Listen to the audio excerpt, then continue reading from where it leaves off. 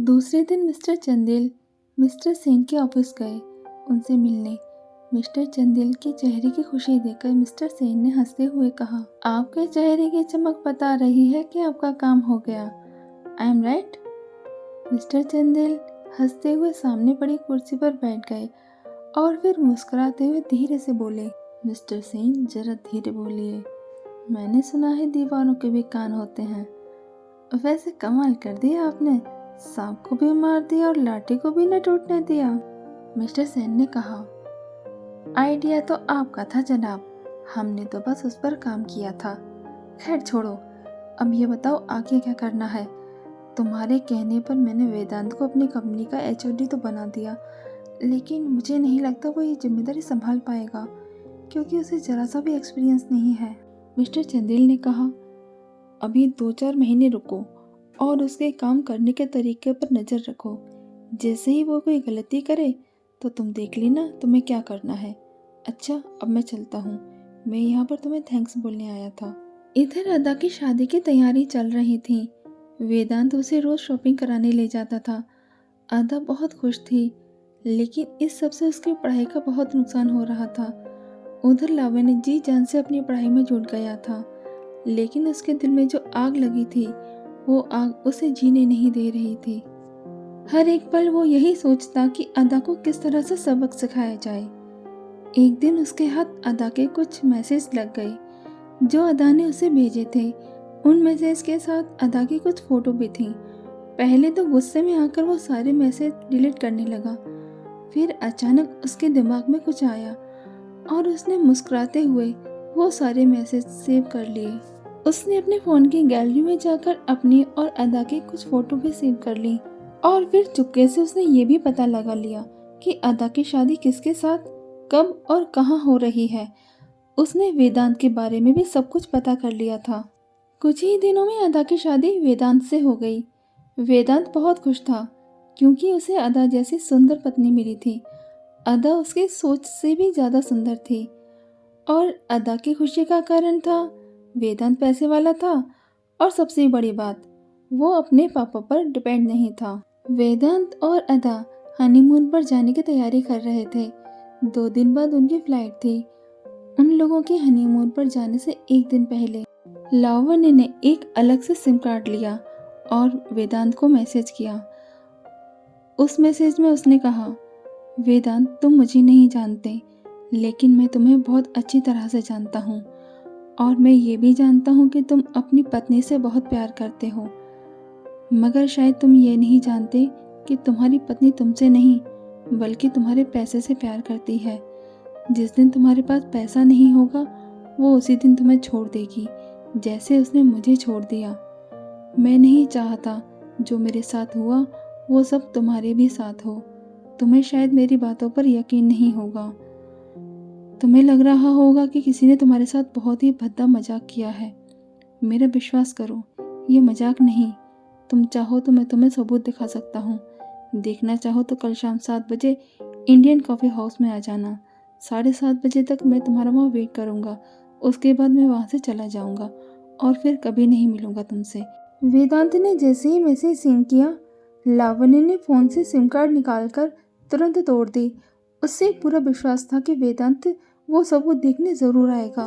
इधर अदा बहुत खुश थी। उसने अपनी और वेदांत की पैकिंग कर ली थी क्योंकि सुबह 11 बजे उनकी फ्लाइट थी। लावण्य का मैसेज पढ़कर वेदांत का दिमाग घूम गया। कई सवाल उसके मन में उठ रहे थे। वो सोचने लगा, ऐसा कौन कर सकता है?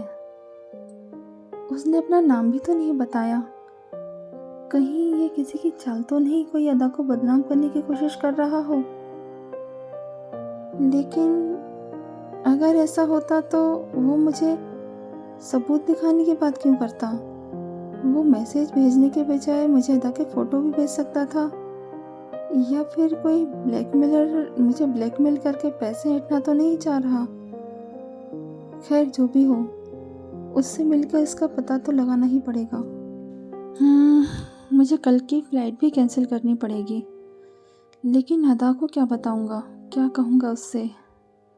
इस मैसेज के बारे में तो अदा को बिल्कुल भी पता नहीं चलना चाहिए। मुझे कोई ना कोई बहाना ढूंढना होगा। जिससे अदा को मेरे ऊपर शक ना हो। बहुत सोचने के बाद उसे एक आइडिया आया। रात को उसने अदा से कहा, अदा मुझे कल सुबह 6 बजे जगा देना। अदा ने हंसते हुए कहा, अच्छा, लगता है जनाब को बहुत जल्दी हो रही है हनीमून पर जाने की। अरे हमारी फ्लाइट तो 11 बजे की है, आराम से उठ जाना। वेदांत ने फेक मुस्कान बिखेरते हुए कहा, हाँ मुझे पता है, लेकिन मुझे कल एक बहुत ज़रूरी काम से जाना है।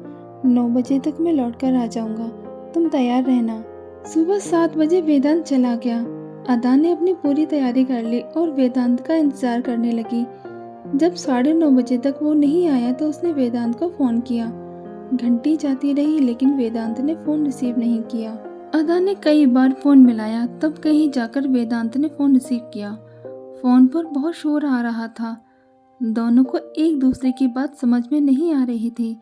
तभी वेदांत ने फ़ोन कट कर दिया और फिर उसने अदा के व्हाट्सएप पर एक मैसेज भेजा, अदा मैं यहाँ ट्रैफिक जाम में फंस गया हूँ, बहुत भीड़ है यहाँ पर, लगता है कोई ट्रक पलट गया है।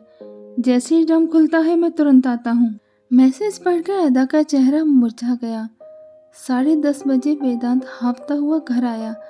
उसके चेहरे से पता चल रहा था कि वो कितना थक कर आया है। सिचुएशन ऐसी थी कि अदा वेदांत से कुछ कह भी नहीं सकती थी, मगर फिर भी उसने वेदांत से इतना कहा, तुम्हारा वो ज़रूरी काम आज के लिए ही था, और फिर गुस्से से अपने कमरे में चली गई। वेदांत ने उसे आवाज़ दी, लेकिन उसने कोई जवाब नहीं दिया। वेदांत ने उसे थोड़ा बहुत मनाने की कोशिश भी की, लेकिन जब वो नहीं मानी तो वेदांत उसके पास से चला आया, क्योंकि उसे लावण्य से मिलने भी जाना था। इंडियन कॉफ़ी हाउस उसके घर से काफ़ी दूर था और उसे 7 बजे से पहले वहाँ पहुँचना था। वेदांत अपनी गाड़ी से नहीं बल्कि टैक्सी से वहाँ गया। उसने अपने फ़ोन को एयरप्लेन मोड पर लगा लिया था। 6:45 पर वो कॉफ़ी हाउस में था। ठीक 7 बजे एक आदमी उसके पास आया। उसके मुंह पर मास्क लगा था, आंखों पर सनग्लासेस थे। उस आदमी ने वेदांत को एक टेबल की तरफ इशारा करके चलने को कहा। वो टेबल बिल्कुल एकांत में थी। वो दोनों जाकर वहां बैठ गए। वो आदमी लावण्य था।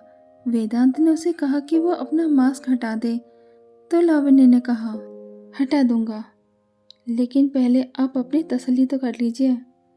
लावण्य ने अपने फ़ोन के व्हाट्सएप में से अदा का नंबर निकाला। ये नंबर अदा अभी भी यूज़ कर रही थी। नंबर देखते ही वेदांत उसे पहचान गया। उसके मुंह से अचानक निकल गया, ये नंबर? ये तो अदा का नंबर है ना, तुम्हारे पास कैसे? लावण्य ने कहा, मिस्टर वेदांत, मेरे पास और भी बहुत कुछ है, आप देखना चाहेंगे? लावण्य ने अदा का नंबर अपने फ़ोन में उसके नाम से सेव नहीं किया था। अदा ने अपने फ़ोन से तो लावण्य की सारी पिक्चर्स और सारे मैसेज डिलीट कर दिए थे, लेकिन वो ये भूल गई कि वही सारी चीज़ें लावण्य के फ़ोन में भी तो थी। लावण्य ने वो सारे मैसेज वेदांत को दिखा दिए। वेदांत ने कुछ ही मैसेज पढ़े। उनको पढ़ते ही उसका चेहरा गुस्से से तमतमाने लगा। तभी लावण्य ने उसके हाथ से अपना फ़ोन लेते हुए कहा, क्या हुआ मिस्टर वेदांत? अभी तो शुरू हुआ है और आपको गुस्सा आ रहा है? आगे बढ़ोगे तो क्या करोगे? मैसेज छोड़ो, अभी तो मैंने तुम्हें अदा की और अपनी फ़ोटो नहीं दिखाई। वेदांत ने कहा, तुम जो भी हो, मुझे अदा के बारे में तुमसे सब कुछ जानना है, अभी और इसी समय। सब कुछ सच सच बताओ मुझे, क्या क्या है सच्चाई अदा की? लावण्य ने कहा, ठीक है, मैं तुम्हें सब कुछ बता दूंगा, लेकिन तुम्हें भी मेरी एक बात माननी होगी। वेदांत के हाँ कहने पर लावण्य ने उसे अपनी और अदा की पूरी लव स्टोरी सुना दी। लावण्य ने कहा, वेदांत, मैंने उसे अपनी जान से ज़्यादा प्यार किया था। उसके लिए मैं दुनिया से लड़ गया था, लेकिन वो मेरे दिल को खिलौना समझकर उससे खेलती रही। उस दिन मेन मार्केट में जब लोग मुझे पीट रहे थे, वो तमाशा देख रही थी, दूर खड़े होकर मुझ पर हंस रही थी। ये देखो, ये सारे मैसेज, इसमें उसने खुद कहा था कि हम दोनों की ग्रेजुएशन कंप्लीट होते ही हम अपने अपने पेरेंट्स से शादी की बात करेंगे। मैंने उससे पूछा, अगर वो नहीं माने तो मैं मर जाऊंगी, लेकिन तुम्हारे बिना तो जीने की सोच भी नहीं सकती। ऐसा अदा ने आंखों में आंसू भरकर मुझसे कहा था। वेदांत में बहुत खुश था ये सोचकर कि मैंने एक सही लड़की को चुना है अपने लिए। जितना प्यार मैं अदा से करता हूँ उतना ही अदा भी मुझसे करती है। बहुत विश्वास था मुझे अपनी अदा पर, लेकिन मेरे विश्वास ने ही मुझे धोखा दे दिया। अदा का प्यार मेरे लिए तब तक था जब तक मैं उस पर पागलों की तरह पैसे बर्बाद करता रहा। बात करते करते लावण्य बहुत इमोशनल हो गया। उसने एक लंबी सांस छोड़ते हुए वेदांत से कहा, जानते हो वेदांत, उसने मेरे साथ क्या किया? वेदांत सवाल भरी नजरों से उसे देखने लगा। लावण्य ने उसे वो सब कुछ बता दिया जो पिछले कुछ दिनों में उसके साथ हुआ था, कैसे उसका साल बर्बाद हुआ और उसके बाद उसके पापा की शर्तें और फिर अदा का उसके साथ किया गया बर्ताव, और उस दिन अदा कैसे उसकी बेइज्जती करवाकर उस पर हंस रही थी। लावण्य ने कहा, उस दिन मैं बहुत बुरी तरह से टूटा था। मेरी जिंदगी जीने की तमन्ना ही खत्म हो गई थी। उस दिन अगर मेरे पापा ने मुझे ना संभाला होता तो पता नहीं मैं खुद के साथ क्या कर बैठता। वेदांत, मैंने तुम्हें सब कुछ सच सच बता दिया। अब इसके बाद भी तुम्हें अगर ये लग रहा है कि मैं झूठ बोल रहा हूँ तो तुम अदा के कॉलेज में किसी से भी पूछ लेना, अदा किससे प्यार करती थी, तुम्हें सबसे एक ही जवाब मिलेगा, लावण्य चंदेल से। वेदांत ने कहा, तुम्हारी आंखों में मुझे सच्चाई नजर आ रही है दोस्त, क्या तुम मुझे वो फोटो दे सकते हो? लावण्य ने कहा, सॉरी वेदांत, मैं अपने और अदा के सारे फोटो तुम्हें दिखा सकता हूँ मगर दूंगा नहीं। और हाँ, तुम इस बात से बेफिक्र रहना कि मैं इन फोटो का गलत इस्तेमाल करूँगा। वेदांत, मैंने अदा से बहुत प्यार किया था और अभी भी करता हूँ और हमेशा करता रहूँगा। मैं उसे कभी बदनाम नहीं करूँगा। वेदांत ने कहा, लावण्य, मुझे अपना फ़ोन नंबर तो दे सकते हो? लावण्य ने कहा, सॉरी, मैं तुम्हें वो भी नहीं दे सकता। बस ये समझ लो कि ये हमारी पहली और आखिरी मुलाकात थी। मेरा काम था तुम्हें अलर्ट करना। वेदांत ने लावण्य के कंधे पर अपना हाथ रखा और सहानुभूति से लावण्य को देखने लगा। लावण्य ने हल्के से मुस्कुराते हुए वेदांत से कहा, वेदांत, इसमें सिंपैथी की जरूरत मुझे नहीं, लेकिन हाँ, शायद तुम्हें पड़ सकती है। इतना कहकर लावण्य वहां से चला आया। वेदांत जब घर लौटा तो उसने देखा अदा अभी भी अपने रूम में ही थी। उसने अपनी मॉम से पूछा, मॉम, क्या अदा सुबह से अपने रूम में ही है? मॉम ने कहा, हाँ बेटा, उसने अपना खाना भी वहीं मंगा लिया। मैंने उसे बोला भी कि यहाँ आकर हमारे साथ बैठो, तुम्हें अच्छा लगेगा, लेकिन पता नहीं उसने क्यों मना कर दिया। शायद नाराज है वो तुमसे। वेदांत को अदा पर पहले से ही गुस्सा आ रहा था, लेकिन अब अदा की इस हरकत ने वेदांत का गुस्सा और बढ़ा दिया। वो गुस्से से भनभनाता हुआ अदा के पास आ गया। अदा अपने बेड पर आराम से बैठकर अपने फोन में कोई गेम खेल रही थी। वेदांत जाकर उसके पास बैठ गया, लेकिन अदा ऐसे बैठी रही जैसे वेदांत के आने या न आने से उसे कोई फर्क नहीं पड़ा हो। वेदांत को उस पर गुस्सा तो बहुत आ रहा था, लेकिन फिर भी उसने अपने गुस्से पर कंट्रोल करते हुए उससे कहा, सॉरी यार, माफ कर दो। अदा चुप रही। वेदांत ने दोबारा सॉरी कहा। अदा ने इस बार भी कोई जवाब नहीं दिया। अब की बार वेदांत ने थोड़ी तेज आवाज में कहा, अदा, मैं कब से तुमसे सॉरी बोल रहा हूँ, तुम हो कि कुछ बोलती ही नहीं। क्या हुआ, तुम्हें सुनाई नहीं दे रहा क्या? अदा अभी भी ऐसे ही बैठी थी जैसे उसके आसपास कोई है ही नहीं, उसे कुछ सुनाई भी नहीं दे रहा हो। वेदांत ने उसके हाथ से फोन छीनते हुए कहा, तुम मुझे पागल समझ रही हो? मैं कितनी देर से तुमसे बात करने की कोशिश कर रहा हूँ और तुम हो कि मौन साधे बैठी हो। ऐसा क्या कर दिया मैंने? ठीक है, हम आज नहीं जा पाए तो क्या हम कभी नहीं जा पाएंगे?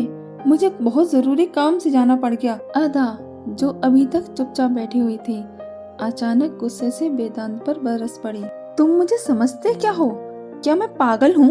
मुझ में अक्ल नहीं है, मैं कुछ समझती नहीं। सब समझती हूँ मैं वेदांत। वेदांत भी गुस्से में था। उसने पूछा, अच्छा, जरा मुझे भी तो पता चले कि तुम क्या समझती हो। अदा ने कहा, छोड़ो, मेरा मुंह मत खुलवाओ। हमारी शादी को अभी 1 महीना भी नहीं हुआ, सिर्फ 2-3 दिन हुए हैं और तुमने। इतना बोलकर अदा चुप हो गई। वेदांत ने कहा, चुप क्यों हो गई? आगे बोलो ना, ऐसा क्या कर दिया मैंने? ठीक है, इस बार मैं नहीं ले जा पाया तुम्हें हनीमून पर, तो कौन सा पहाड़ टूट पड़ा तुम पर? तुम मेरे साथ तो ऐसा बिहेव कर रही हो जैसे मैंने बहुत बड़ा गुनाह कर दिया हो। अदा अभी भी वेदांत को गुस्से से घूरी जा रही थी। वेदांत ने कहा, ठीक है, तुम्हें अगर ऐसा लगता है कि तुम्हें जानबूझकर नहीं ले गया मैं, तो ठीक है, तुम्हें जैसा सोचना है तुम सोच सकती हो, मुझे कोई फर्क नहीं पड़ता। ये बोलता हुआ वेदांत अपने रूम से बाहर चला गया।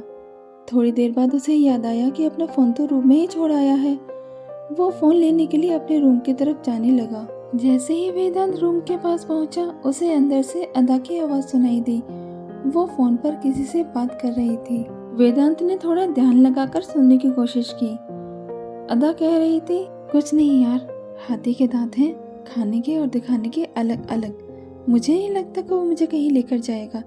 इस सब के लिए पैसे खर्च करने पड़ते हैं, और ये तो तुझे भी पता है कि पैसे खर्च करने के लिए पैसे का होना कितना जरूरी है। फिर उधर से फोन पर किसी ने कुछ कहा तो अदा ने उसकी बात का जवाब देते हुए कहा, हाँ यार, ये बात तो सही है तेरी। मैंने वेदांत को पहचानने में बहुत बड़ी गलती कर दी। फिर अदा ने एक लंबी सांस छोड़ते हुए कहा, अब क्या किया जा सकता है यार, निभाना तो पड़ेगा ना। तभी अदा ने एक हल्की सी आहट सुनी और ये बोलकर फोन रख दिया। चल यार, मैं तुझसे बाद में मौका देखकर बात करती हूँ, ओके बाय। 2 मिनट रुककर वेदांत रूम में गया और अपना फोन लेकर वापस आ गया। टेंशन से उसका सिर फटा जा रहा था। उसका मन कर रहा था कि अभी जाऊं और जाकर कह दूं अदा से कि जाओ, चली जाओ यहाँ से, जहाँ तुम्हारा मन करे, अब हम साथ नहीं रह सकते। लेकिन अभी वो अदा को एक मौका और देना चाहता था। वो नहीं चाहता था कि अदा की वजह से उसके और अदा दोनों के माँ बाप का दिल टूटे, क्योंकि अदा अब उसकी पत्नी थी। रात को डाइनिंग टेबल पर सभी लोग साथ थे, लेकिन अदा अब भी अपने रूम में ही थी। वेदांत की मॉम ने कहा, वेदांत, क्या बात है बेटा, तुम दोनों के बीच सब ठीक तो है ना? तुम्हारा कोई झगड़ा वगड़ा तो नहीं हुआ ना बेटा? वेदांत ने कहा, नहीं मॉम, ऐसी कोई बात नहीं, हमारा कोई झगड़ा नहीं हुआ। तो फिर बेटा अदा अभी तक हमारे साथ खाना खाने क्यों नहीं आई? वेदांत की मॉम ने सीरियस होकर कहा। वेदांत बोला, कुछ नहीं मॉम, बस वो थोड़ी सी नाराज है मुझसे। हम लोग जा नहीं पाए ना, मुझे अचानक एक ज़रूरी काम से जाना पड़ गया और फिर हमारी फ्लाइट मिस हो गई। लेकिन आप चिंता मत कीजिए, मैं उसे मना लूँगा। इतना बोलकर वो खाना खाने लगा।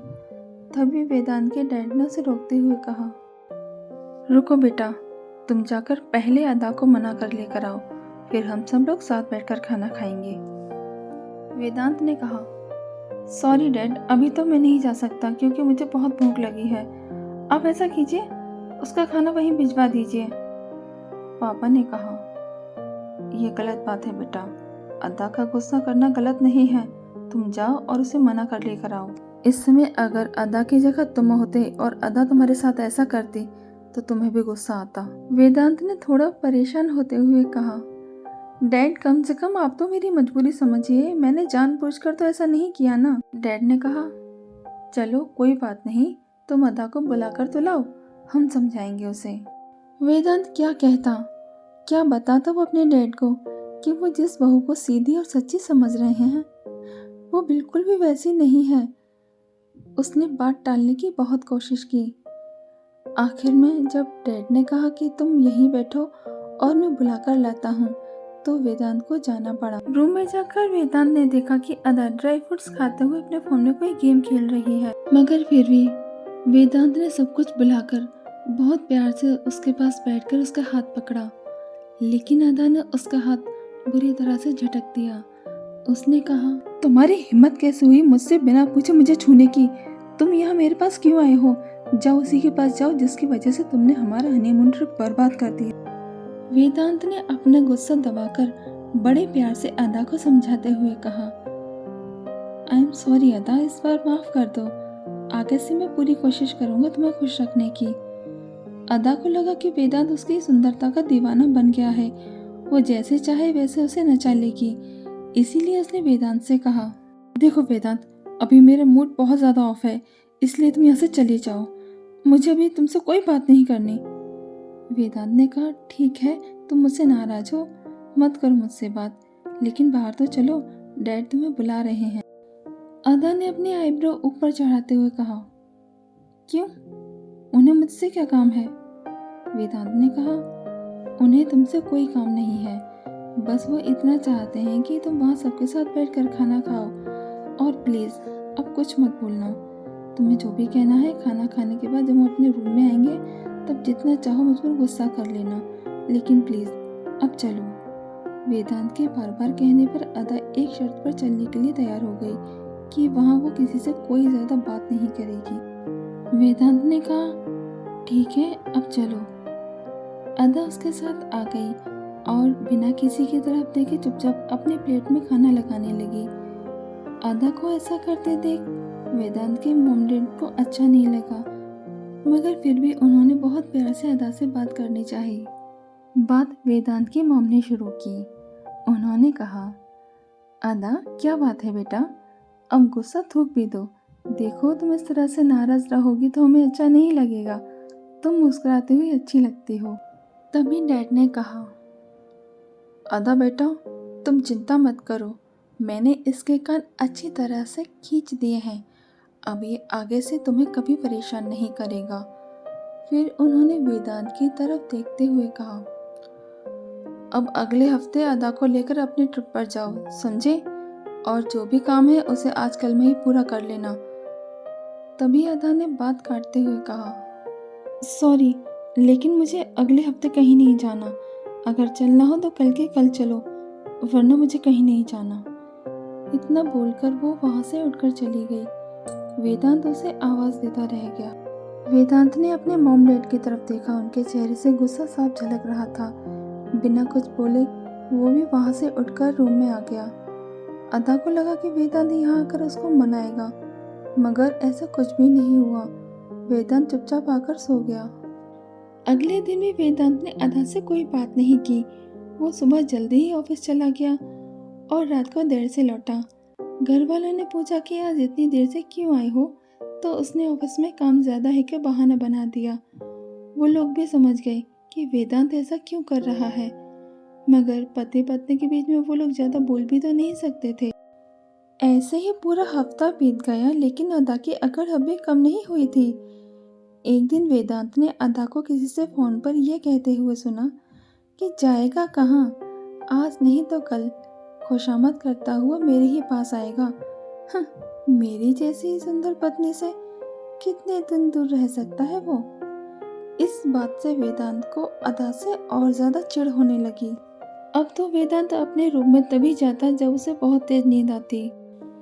इधर वेदांत के मॉम डैड को भी टेंशन होने लगी थी।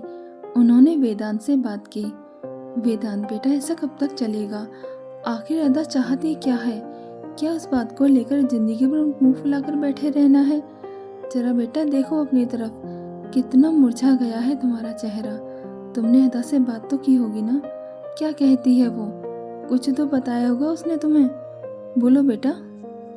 वेदांत ने दोनों उंगलियों से अपना माथा सहलाते हुए कहा, मॉम डैड मैं नहीं जानता कि वो क्या चाहती है, लेकिन मैं जो चाहता हूँ क्या आप दोनों वो पूरा करेंगे? मॉम ने वेदांत के सिर पर हाथ रखकर कहा, बोल बेटा क्या चाहिए तुझे? वेदांत ने बिना देर के एक ही झटके में बोल दिया, मुझे आज़ादी चाहिए अपने और अदा के रिश्ते से, मैं नहीं रह सकता उसके साथ अब। वेदांत की बातों से वो दोनों शॉक्ड हो गए। वेदांत के डैड ने कहा, वेदांत क्या बात है, खुलकर बताओ, इतना तो मैं तुम्हें जानता हूँ कि बिना वजह तुम इतनी बड़ी बात नहीं बोलोगे, सच सच बताओ क्या बात है। वेदांत ने शुरू से आखिर तक सब कुछ बता दिया। डैड ने कहा, क्या तुम्हारे पास अदा और उस लड़के की फ़ोटो हैं या फिर उस लड़के का फ़ोन नंबर? वेदांत ने कहा, नहीं डैड, मेरे पास कुछ भी नहीं है। डैड ने कहा, तुम्हें पूरा विश्वास है कि वो लड़का सच बोल रहा था? वेदांत ने कहा, हाँ डैड, मैंने उसकी आंखों में सच्चाई देखी थी और फिर मैंने अदा के कॉलेज में जाकर सब पता कर लिया। डैड, उस लड़के ने अदा के बारे में जो कुछ भी मुझे बताया वो सब कुछ सच था। लावण्य नाम था उसका। डैड, वो अदा से बहुत प्यार करता था और मैंने सुना है कि वो शहर के किसी बहुत बड़े बिजनेसमैन का बेटा है। डैड ने कहा, क्या तुम उसका पूरा नाम पता करके बता सकते हो? वेदांत ने कहा, आपका मतलब लावण्य का सरनेम? डैड ने कहा, उसका सरनेम क्या था? वेदांत ने अपना सिर खुजाते हुए अपने दिमाग पर जोर डालकर याद करते हुए कहा, जब उसकी और मेरी बात हो रही थी तब उसने एक बार अपना पूरा नाम लिया तो था। क्या नाम था उसका? हाँ, याद आया, लावण्य चंदेल। हाँ, लावण्य चंदेल नाम बताया था उसने अपना। डैड ने वेदांत की आंखों में देखकर कहा, क्या तुम्हें अच्छे से याद है? वेदांत ने कहा, हाँ डैड, मुझे बहुत अच्छे से याद है। डैड ने कहा, अगर ये लावण्य शहर के बहुत बड़े बिजनेसमैन मिस्टर चंदेल का बेटा है तो फिर अदा ने उससे शादी क्यों नहीं की? उसके पापा के पास तो बहुत पैसा है और तो और वो मिस्टर चंदेल का इकलौता वारिस भी है। देखो वेदांत, कहीं ना कहीं तुम अदा को गलत समझ रहे हो सकता है वो लड़का अदा को पसंद करता हो और उसे शादी करना चाहता हो, लेकिन अदा उसे पसंद नहीं करती हो, इसीलिए उस लड़के ने अदा को परेशान करने के लिए ये सब नाटक किया हो। मुझे लगता है अदा तुमसे बहुत ज़्यादा प्यार करती है, इसीलिए इतना नाराज है। वेदांत ने कहा, डैड आप मजाक कर रहे हैं, ये कैसा प्यार है?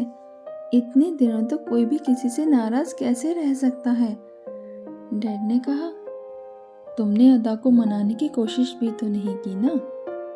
वेदांत ने फीकी हंसी हंसते हुए कहा, डैड, अभी आप अदा के बारे में कुछ नहीं जानते। वो किसी से प्यार कर ही नहीं सकती। उसे तो सिर्फ पैसे से प्यार है। उसने कभी किसी से प्यार किया ही नहीं। आप नहीं जानते डैड, उसने लावण्य को क्यों छोड़ा। जब तक लावण्य अदा के ऊपर पैसे खर्च करता रहा तब तक तो अदा उससे अपने प्यार का दम भरती रही, लेकिन जैसे ही अदा को ये पता चला कि लावण्य के पापा ने उसे साफ शब्दों में बोल दिया है कि वो अब से अपना खर्चा खुद उठाएगा, जिसके लिए लावण्य ने बच्चों को ट्यूशन देना शुरू कर दिया था। और डैड, इसकी वजह भी अदा ही थी, क्योंकि अदा से मुलाकात के बाद से ही लावण्य का पढ़ाई से ध्यान हटता चला गया था, जिसका नतीजा ये हुआ अपनी क्लास का टॉपर लावण्य उस साल फेल हो गया था। और डैड, ठीक है आप जो बोल रहे हैं शायद उसमें थोड़ी बहुत सच्चाई भी हो, लेकिन डैड मैंने जो अपने कानों से सुना उसका क्या? डैड ने पूछा, तुमने क्या सुन लिया? ऐसी कौन सी बात बोल दी अदा ने, बताओ मुझे। वेदांत ने कहा, डैड एक बार नहीं, मैंने 2-3 बार अदा को फ़ोन पर किसी से बात करते सुना है। फिर वेदांत ने वो सारी बातें जो अदा ने फ़ोन पर किसी से की थी वो अपने डैड को बता दी। फिर उसने कहा, डैड ये मेरी पूरी ज़िंदगी का सवाल है, आप ये बताइए मैं ऐसी लड़की के साथ कैसे खुश रह सकता हूँ जो इतनी प्राउडी है, जो लड़की सिर्फ और सिर्फ पैसे से प्यार करना जानती है, जिसके लिए पैसा ही सब कुछ है। डैड मैंने बहुत सोच समझ कर ये फैसला लिया है कि मैं अदा का डिवोर्स देकर रहूँगा। मैं अब तक ये सोच कर चुप था कि मेरे इस कदम से दोनों परिवारों पर बहुत बुरा असर होगा, लेकिन डैड पानी मेरे सर से ऊपर हो चुका है। वेदांत ने ठान लिया था कि उसे किसी भी हालत में अदा से अपना हर रिश्ता खत्म करना था। उधर लावण्य ने अपने पापा का बिजनेस ज्वाइन कर लिया था और ये बात अदा को भी पता चल चुकी थी। अब अदा मन ही मन पछता रही थी कि मैंने वेदांत से शादी करने में इतनी जल्दबाजी क्यों की और लावण्य से ब्रेकअप क्यों किया। मैं ये क्यों भूल गई कि आखिर कोई भी पिता अपने बेटे से ज़्यादा दिन नाराज़ कैसे रह सकता है। कितने बड़े बड़े सपने देखे थे मैंने कि मैं शादी के बाद अपने ससुराल में राज करूंगी, मेरे चारों तरफ नौकरों की लाइन लगी होगी, मेरे पति के पास इतना पैसा होगा कि मैं जितना चाहूँ खर्च करूँ, वो मुझे कभी मना ही नहीं करेंगे। अदा अपने ख्यालों में खोई हुई थी, तभी वेदांत ने उसे आवाज़ दी। अदा ने वेदांत की तरफ देखे बिना ही पूछा, क्या हुआ, इतनी जोर से क्यों चिल्ला रहे थे? देखो वेदांत, आज मुझे तुम्हें एक बात सच सच बता दो, तुमने मुझसे शादी क्यों की? जब तुम्हारी हैसियत ही नहीं थी अपनी पत्नी की जिम्मेदारी उठाने की, तो क्या जरूरत थी तुम्हें मेरी जिंदगी बर्बाद करने की? समझ गई। मुझे देखकर तुम्हें लगा होगा इतनी सुंदर लड़की कहीं हाथ से न निकल जाए, पहले इसे शादी करके इसे अपनी पत्नी बना लूं, जो होगा वो बाद में देखा जाएगा। अदा के शब्दों ने बहुत बड़ी चोट दी थी वेदांत को, जो उसे सहन नहीं हुई। उसने अदा को बाहों से पकड़ा और दीवार के सहारे खड़ा कर दिया। वेदांत की आंखों से इस समय अंगारे बरस रहे थे। गुस्से से लाल हुई आंखों से वो अदा को घूरते हुए बोला, तुम्हें बहुत घमंड है अपनी सुंदरता पर। क्या लगता है तुम्हें मैंने तुमसे शादी किस लिए की? कि तुम सुंदर हो इसलिए? बहुत बड़ी गलतफहमी है तुम्हारी। तुमसे शादी करने का फैसला मेरे डैड का था, वही चाहते थे कि मैं तुमसे शादी करूं। और तुम्हारे अंदर ऐसा स्पेशल क्या है जो मैं तुम्हारी तरफ अट्रैक्ट होता? तुमसे 1000 गुना सुंदर लड़कियां मेरे आगे पीछे घूमती रहती हैं शादी के लिए, लेकिन उन सबको छोड़कर मैंने तुम्हें चुना, क्योंकि मेरे डैड को लगा कि गरीब परिवार से तो क्या हुआ, देखने में अच्छी है, संस्कारी है। संस्कारी? माय फुट, संस्कार किस चिड़िया का नाम है तुम तो ये भी नहीं जानती। तरस आता है मुझे तुम्हारे मॉम डैड के ऊपर। भगवान ने उन्हें औलाद के रूप में कैसी बेटी दे दी। सिर्फ पैसों के अलावा किसी की कदर करना नहीं जानती। शुक्र करो मेरी शराफत का कि जैसी आई थी वैसी ही यहाँ से जाओगी, वरना मेरी जगह और कोई होता ना तो अब तक तुम पर अपना हक जमा चुका होता, और उसके बाद पड़ी रहती तुम किसी कोने में अपनी सुंदरता को लेकर, समझी? अदा के दोनों कंधे पकड़कर बुरी तरह से जकड़ते हुए वेदांत ने उससे कहा था। वेदांत के ऐसे रूप की अदा ने सपने में भी कल्पना नहीं की थी। उसने तो सोचा था कि मैं वेदांत को जितना तड़पाऊंगी, जितना उससे दूर रहूंगी, वो उतना ही मेरे करीब आएगा और फिर मैं जो चाहूंगी वो उससे करवा सकती हूँ। लेकिन यहाँ तो सब उल्टा ही हो गया था। वेदांत का गुस्सा देखकर वो काम गई थी, मगर फिर भी उसने बहुत हिम्मत करके वेदांत से पूछा, तो तुमने अभी क्या कहा कि जैसे आई थी वैसे ही जाओगी? तुम कहना क्या चाहते हो? वेदांत ने उसे गुस्से से घूरते हुए कहा, तुम छोटी बच्ची नहीं हो जो मेरे कहने का मतलब नहीं समझ सकती। और वैसे भी अब मैं तुम्हारे साथ और नहीं रह सकता, क्योंकि मेरी इतनी हैसियत नहीं है कि मैं तुम्हारी जैसी मिस वर्ल्ड को अपने साथ रख सकूं। I want to divorce you. क्या क्या कहा तुमने? तुम ऐसा कैसे कर सकते हो? वेदांत के शब्दों को सुनकर अदा शॉक्ड हो गई। उसने कहा, वेदांत तुम ऐसा कैसे कर सकते हो? वेदांत ने कहा, अरे मुझे तो लगा तुम खुश हो जाओगी। कहीं ऐसा तो नहीं मन में लड्डू फूट रहे हो और बाहर से ऐसे शो कर रही हो जैसे तुम्हें बहुत बड़ा धक्का लगा हो? तुम्हें तो सेलिब्रेट करना चाहिए, तुम आजाद हो जाओगी। जाओ जाकर अपना सामान पैक कर लो, मैं तुम्हें तुम्हारे घर छोड़ आता हूँ। इतना बोलकर वेदांत रूम से बाहर निकल गया। बाहर बैठकर वो अदा का इंतजार कर रहा था। तभी उसके मोबाइल पर एक मैसेज फ्लैश हुआ। वो मैसेज अदा का था। उसमें लिखा था, मिस्टर वेदांत, तुमको क्या लगा कि तुम मुझे धमकी दोगे और मैं डर जाऊंगी? तुम मुझे छोड़कर क्या आओगे? मुझे मेरे घर का रास्ता मालूम है, मैं खुद चली जाऊंगी। यहाँ अदा के पास एक मौका था। वो वेदांत को सॉरी बोलकर एक कोशिश और कर सकती थी अपने और वेदांत के रिश्ते को बचाने की, लेकिन उसकी ईगो ने उसे ऐसा करने नहीं दिया। उसने अपना बैग पैक किया और जाने लगी। वेदांत के मॉम डैड ने उसे रोकने की बहुत कोशिश की, लेकिन वो नहीं रुकी। अदा ने घर आकर अपने पापा से वेदांत और उसके मॉम डैड की बहुत बुराई की। उसने कहा, पापा मैं अगर वहाँ कुछ दिन और रही तो मर जाऊंगी। पापा मैं वेदांत के साथ बिल्कुल भी नहीं रह सकती। वो और उसकी फैमिली सब के सब एक नंबर के झूठे लोग हैं। और फिर अपने पापा के गले लग के वो फूट फूट कर रोने लगी। उसके पापा ने उसे चुप कराते हुए कहा, अदा बेटा ऐसे नहीं रोते, सब्र करो, चुप हो जाओ, मैं बात करूंगा उन लोगों से। तभी अदा तैश में बोली, नहीं पापा, आपको मेरी कसम है, जो आपने उन लोगों से कोई भी बात की तो। उसके पापा ने उसे फिर समझाया, बेटा मुझे भी तो समझने दे, आखिर वो लोग ऐसा क्यों कर रहे हैं। अदा ने कहा, पापा आपको क्या लगता है वो लोग आपसे सच बोलेंगे। ऐसा नहीं होगा, वो लोग मुझे ही ब्लेम करेंगे, सारी गलती मेरी ही बताएंगे।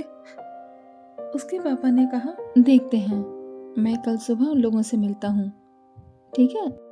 उधर वेदांत ने घर में सबके सामने साफ शब्दों में मना कर दिया था कि यहाँ से अदा के घर पर कोई भी फोन नहीं करेगा। वेदांत ये देखना चाहता था कि अदा को इस तरह वहाँ आया हुआ देखकर वो लोग फोन करके पता करेंगे या नहीं कि ऐसा क्या हुआ जो अदा इस तरह अचानक से यहाँ चली आई। लेकिन पूरा टाइम निकल गया, किसी का भी फोन नहीं आया। अदा के फोन की लोकेशन से वेदांत को पता चल गया था कि अदा यहाँ से सीधे अपने घर पर ही गई है। दूसरे दिन अदा के पापा वेदांत के घर पर आए। उन्होंने वेदांत के मॉम डैड से बात की। वेदांत के डैड ने जो सच था वही अदा के पापा को बताया। उन्होंने कहा, आपकी बेटी को इस तरह से घर छोड़कर नहीं जाना चाहिए था। थोड़ा समझाइए अपनी बेटी को, उसे बड़ों का सम्मान करना सिखाइए। इतना सुनते ही अदा के पापा गुस्से से उठकर खड़े हो गए और कहने लगे, समझने या समझाने की जरूरत हमें या हमारी बेटी को नहीं है, आपको है और आपके बेटे को है। ठीक ही कहा था मेरी बेटी ने, आप सब लोग बहुत ही घटिया लोग हैं। अब भी आपको मेरी ही बेटी की गलती नजर आ रही है। मैं तो ये सोचकर यहाँ आया था कि शायद दोनों के बीच कुछ गलतफहमी हो गई होगी, बातचीत करके सब कुछ ठीक हो जाएगा। लेकिन यहाँ तो सोची समझी प्लानिंग चल रही है। अब यहाँ मेरी बेटी तो कभी नहीं आएगी, बल्कि कुछ दिन बाद डिवोर्स पेपर आ जाएंगे। ये बोलते हुए अदा के पापा वहाँ से चले गए। अदा ने वेदांत से पहले डिवोर्स पेपर फाइल कर दिए थे। अदालत ने उन्हें 6 महीने का समय दिया था। इधर अदा ने सोचा कि वो लावण्य से मिलकर उसे सॉरी बोलकर मना लेगी, और अगर फिर भी नहीं माना तो वेदांत के द्वारा किए गए अत्याचारों की झूठी कहानी उसे सुना देगी। फिर तो 100% वो पिघल ही जाएगा, क्योंकि कहीं ना कहीं वो अभी भी मुझसे प्यार करता होगा। यही सब सोचकर वो लावण्य से मिलने पहुंच गई। लावण्य से मिलने के लिए उसे ज्यादा मेहनत नहीं करनी पड़ी, बस उसने अपने किसी दोस्त को बोल दिया अपना मैसेज लावण्य तक पहुंचाने के लिए। मैसेज मिलते ही लावण्य अदा से मिलने आ गया। अदा से लावण्य ने बहुत ही प्यार से बात की, जैसे अदा से वो कॉलेज टाइम में बात करता था। अदा मन ही मन बहुत खुश हो रही थी कि लावण्य वो सब कुछ भूल गया है जो उसने उसके साथ किया था। अब हर दिन वो दोनों मिलने लगे थे। एक दिन अदा ने मौका देखकर लावण्य को पिछले दिनों की गई उसकी बदतमीजी के लिए सॉरी बोल दिया। अदा ने अपने दोनों कान पकड़कर घुटनों के बल जमीन पर बैठकर लावण्य से कहा, आई एम वेरी सॉरी लावण्य, मैं जानती हूँ मैंने तुम्हारे साथ जो किया वो माफी लायक नहीं है, मगर मैं ये भी जानती हूँ तुम्हारा दिल बहुत बड़ा है, तुम मुझे माफ कर दोगे ना? लावण्य ने उसे प्यार से उठाते हुए कहा, अरे अरे ये क्या कर रही हो, उठ जाओ। तुमने जो कुछ भी मेरे साथ किया उसके लिए तो मैंने तुम्हें कब का माफ कर दिया। धीरे धीरे अदा को महसूस होने लगा कि लावण्य उसे बहुत चाहने लगा है, वो उसकी फिक्र भी करने लगा है। एक बार अदा ने लावण्य से बातों ही बातों में पूछ लिया, लावण्य सच सच बताना, तुमने अब तक किस किस से प्यार किया है? लावण्य ने बिना किसी हाव भाव के अदा के सवाल का जवाब दिया, इस दुनिया में सबसे ज्यादा प्यार मैंने अपने पेरेंट्स से किया है। फिर अदा ने थोड़ा जोर देकर पूछा, नहीं, मेरा मतलब फीमेल में तुमने सबसे ज्यादा प्यार किससे किया है और किसे करते हो? लावण्य ने अदा की आंखों में झांकते हुए कहा, इस दुनिया में सबसे ज्यादा प्यार मैं अपनी माँ से करता हूँ और हमेशा करता रहूंगा। अदा ने अपनी आंखें बड़ी करते हुए पूछा, और? लावण्य ने कहा, और? फिर थोड़ी देर चुप रहकर बोला, और तुम? इतना सुनते ही अदा खुशी से उछल पड़ी। उसने कहा, सच सच, क्या तुम सच में अभी भी? तभी उसकी बात बीच में काटते हुए लावण्य ने कहा, हाँ सच में मैंने तुमसे बहुत प्यार किया था। अदा खुशी से पागल हुई जा रही थी। उसने लावण्य की पूरी बात भी नहीं सुनी और लावण्य से कहने लगी, लावण्य, एक बार मैंने तुम्हें सबके सामने मना किया था ना कि मैं तुमसे प्यार नहीं करती। कल मैं अपने सारे दोस्तों को पार्टी दे रही हूँ, तुम वहाँ जरूर आना, तुम्हारे लिए एक सरप्राइज है। लावण्य ने मुस्कुराते हुए कहा, ठीक है, आ जाऊंगा। शहर के सबसे महंगे रेस्टों में अदा ने पार्टी ऑर्गेनाइज की थी। उस रेस्ट में 2 हॉल थे। एक ऊपर था जो प्राइवेट था, जहाँ पर बाहर का कोई भी शख्स आ जा नहीं सकता था। वहाँ पर बस वही लोग आ सकते थे जिन्हें पार्टी ऑर्गेनाइजर ने बुलाया हो। वो हॉल साउंड प्रूफ था और दूसरा था नीचे, जहाँ पर और लोग भी थे। ये काफी बड़ा हॉल था। दोनों के पैसों में बहुत फर्क था। अदा ने नीचे वाले हॉल में कोने वाली सारी सीटें बुक करा दी थीं। अदा के सारे दोस्त आ चुके थे। अब बस अदा को लावण्य का इंतजार था। अदा की आंखें रेस्टोरेंट के गेट पर ही लगी थीं। थोड़ी ही देर में लावण्य गेट से एंटर हुआ। आज लावण्य बहुत ही हैंडसम लग रहा था। आज उसने व्हाइट पैंट और रेड वाइन शर्ट पहनी हुई थी। लावण्य जैसे ही अंदर आया, हॉल में बैठे हुए सभी लोग उसे देखने लगे। किसी की भी नजर उससे हट नहीं रही थी। उसे देखते ही अदा उसके पास आई और उसका हाथ पकड़कर अपने दोस्तों के पास ले गई। लावण्य ने सबके साथ मिलकर खूब मस्ती की। जब सभी लोग खाना खाकर फ्री हुए तो लावण्य ने वेटर को बिल के लिए इशारा किया। अदा ने लावण्य से कहा, लावण्य, आज की ये पार्टी मेरी तरफ से है तो बिल भी मैं ही पे करूंगी। लावण्य ने कहा, एज योर विश। फिर अदा ने मुस्कुराते हुए लावण्य का हाथ अपने हाथ में ले लिया और कहने लगी, लावण्य, मैंने तुमसे कल कहा था ना कि मैं तुम्हें एक सरप्राइज दूंगी, तो I want to marry you. Ada ने लावण्य की गहरी ब्राउन आंखों में झांकते हुए पूछा। लावण्य ने एक झटके से अपना हाथ अदा के हाथ से अलग करते हुए कहा, क्या क्या कहा तुमने? मैंने ठीक से सुना नहीं, जरा जोर से बोलो। अदा को थोड़ा अजीब तो लगा, मगर फिर भी उसने अपनी बात दोबारा दोहराई। हाँ लावण्य, मैं तुमसे शादी करना चाहती हूँ। तुम सोच रहे होगे कि मैं तो पहले से ही मैरिड हूँ, तो तुमसे शादी कैसे कर सकती हूँ? तुम कुछ ही महीनों में मेरा डिवोर्स हो जाएगा।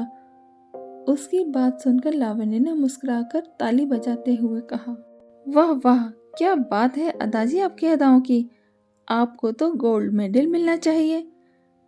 और कितने दिलों का खून करोगी आप? तुम्हें क्या लगा कि तुम मुझे शादी के लिए प्रपोज करोगी और मैं मान जाऊंगा? ऐसा सोच भी कैसे लिया तुमने? मैं तुम्हारी जैसी मतलबी लड़की से शादी करूंगा जो सिर्फ अपने मतलब के लिए रिश्ते बनाती है। तुमने पैसों के लिए पहले मुझे छोड़ा और वेदांत से शादी की।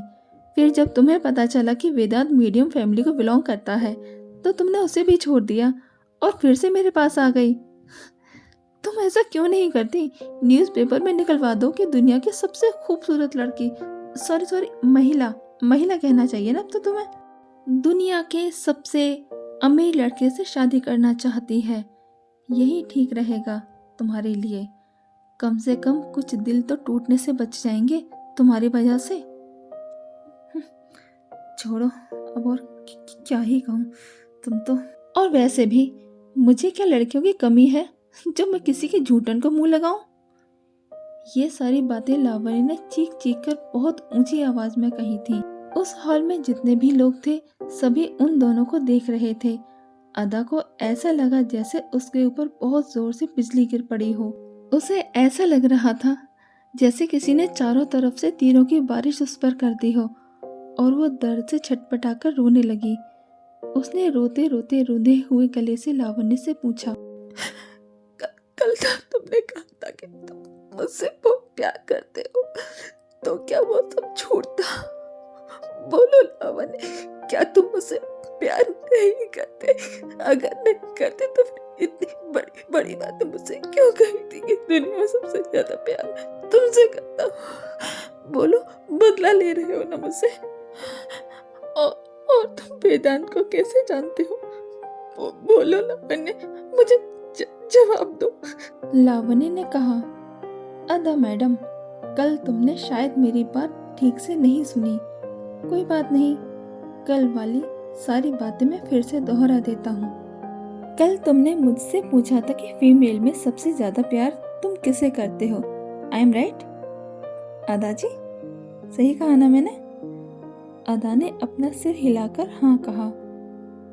फिर लावण्य ने अपनी बात पूरी करते हुए कहा, तो तुम्हारे सवाल के जवाब में मैंने कहा था कि सबसे ज्यादा प्यार मैं अपनी माँ से करता हूँ।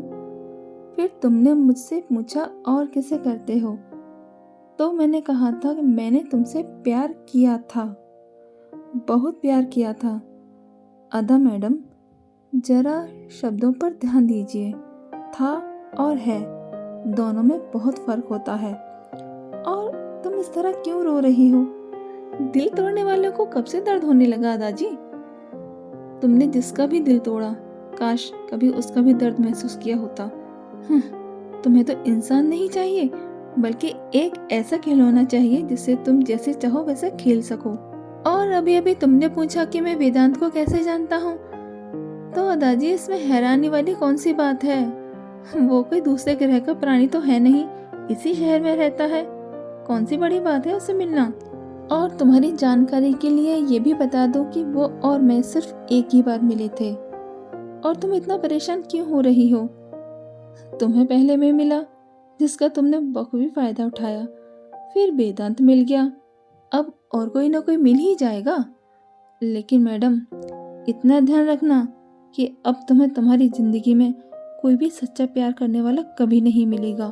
तुम्हारी जिंदगी में एक ना एक दिन जरूर ऐसा आएगा, तुम तरसोगे उस प्यार के लिए जिसकी तुमने कभी कद्र नहीं की। आज लावण्य ने अपना सारा गुस्सा जो इतने दिनों से वो पीकर बैठा था सब निकाल दिया और वहां से आ गया। बाहर आकर खुले आसमान के नीचे उसने अपना सिर ऊपर की तरफ करके अपनी आंखें बंद की और जोर से सांस ली, फिर अपनी गाड़ी में आकर बैठ गया। आज वो खुद को बहुत ही हल्का महसूस कर रहा था। उसने एक बार भी उधर पलटकर नहीं देखा जहां वो अदा को छोड़कर आया था। उसने वो सब कुछ एक सपना समझकर भुला दिया था। और अदा, एक ना एक दिन तो उसके साथ ये होना ही था। उसकी हालत तो ऐसी हो गई जैसे कि न खुदा ही मिला, न विसाले सनम, न इधर के रहे और न उधर के हम। तो दोस्तों, कैसी लगी आपको यह कहानी? कमेंट करके ज़रूर बताएं और मेरे चैनल स्टोरी टेलिंग को ज़रूर सब्सक्राइब करें।